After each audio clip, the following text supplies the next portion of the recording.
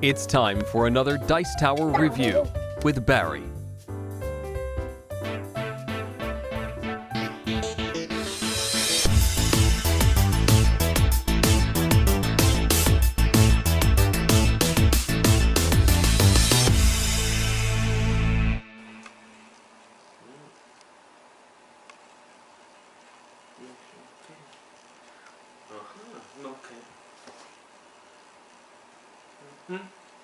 Oh, guten Tag, my mes amis.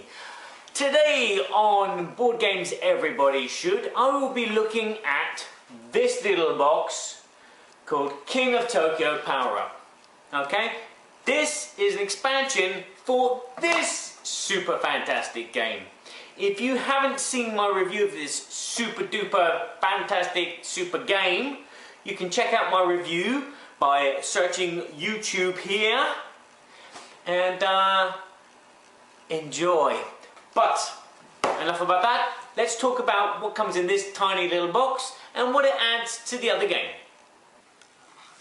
So in the box you get one little instruction manual, one little panda bear with his panda card, a deck of cards, small square ones, which are your power-ups, a base for your panda, and a few little tokens. Okay, what does this all do to the game? Let's show you. At the start of the game of King of Tokyo, what you actually do is each monster will get a specific deck of cards depending on their monster, like these here. And they are all turned up face down or shuffled, and then whenever you roll, pardon, 3 hearts, you can take the top card of your deck of cards and use it as a power, like the ones that you buy in game. But they've got some characteristics to them. So, like for the Cyber Bunny, you've got the electric carrot and the feet of rabbit, the rabbit feet, which makes you jump out of the way so you can avoid an attack, or the electric carrot, which just gives you an extra energy. Again, like for the king, it's you the king, so you get an extra victory point when you're in Tokyo, which is, yeah, it's okay. And for the new monster, the Pandaki Yai thing, you got Yin and Yang, which basically just swaps your dice over. So all in all, these cards are just extra powers in conjunction with the cards that you get in the game. And that's basically it. There are some variants on how you take the cards. You could take the cards like in a Seven Wonders way, where you get a deck, you take one card out and then you pass it to the other players, and then same again and again, and you create a deck of your own specific cards. But apart from that, that's basically what the expansion is. So, summing up for King of Tokyo Power Up. It's a board game expansion that everybody should not get too excited about.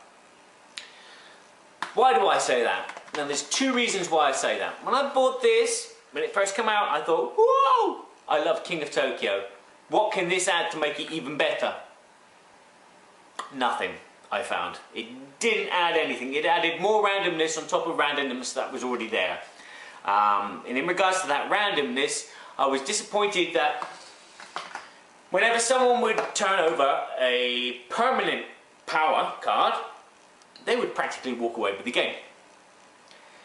And on the couple of chances that I've rolled those dice and got those 3 hearts, and I thought, yes, I'm pulling up a card, and I pull up a temporary power, and I lose.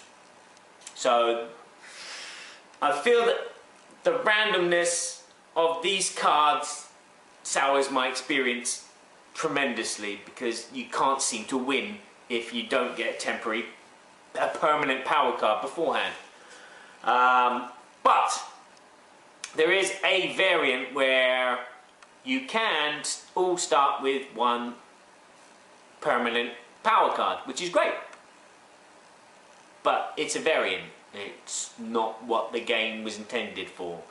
I only found this out later on. I read the instructions and I thought, okay, yeah, let's play it, play it.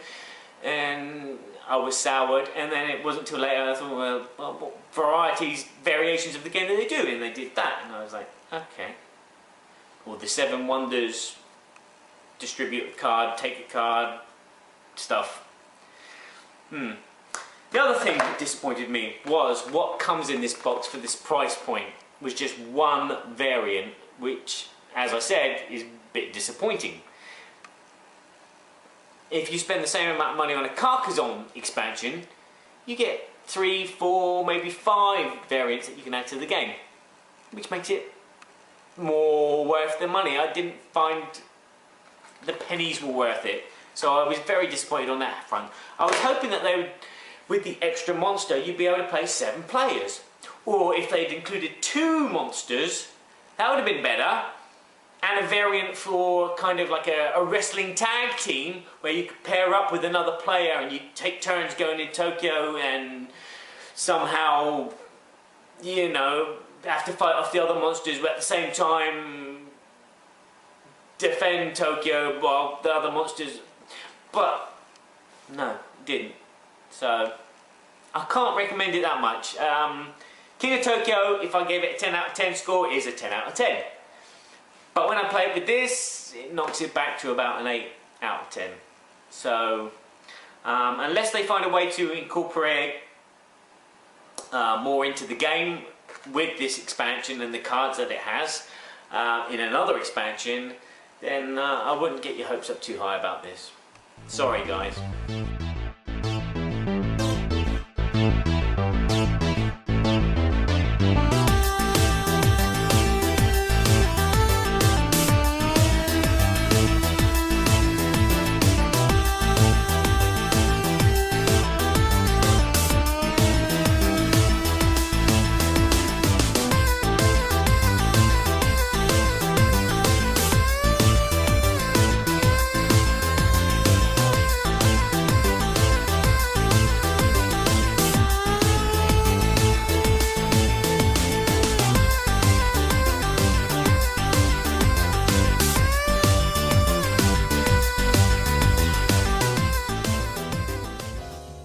Thanks for watching our review today. For more information about board games, as well as the #1 board game audio podcast, check out Dicetower.com for reviews, interviews, and more. I'm Eric Summerer, and you've been watching The Dice Tower.